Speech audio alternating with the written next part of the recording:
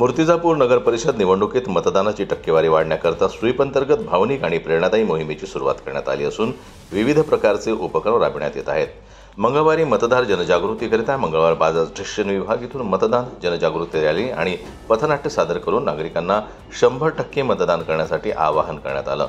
यामध्ये saint Anne's high school, Venkatesh Balaji high school, Siddharth विद्यालय मूर्तिजापूर शाळेतील विद्यार्थी आणि शिक्षक मोठ्या संख्येने सहभागी झाले होते।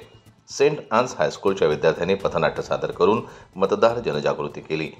प्रत्येक नागरिकांना मतदान करावं हा संदेश देत नगरपालिका प्रशासनानं नियोजनबद्ध तयारी सुरू केली आहे।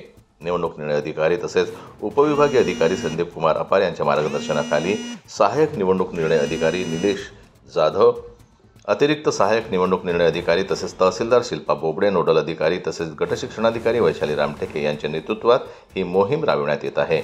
रॅली आणि पथनाट्य याचं नियोजन राजेश भुगुल, स्वीप समिती प्रमुख ज्ञानेश टाली, इब्राहिम अली, रुबीना परवीन मोहम्मद, इरफान यांनी केलं। रॅलीमध्ये सर्व शाळांचे शिक्षक, कर्मचारी, शहरातील नागरिक, विद्यार्थी यांनी आपला सहभाग नोंदवला।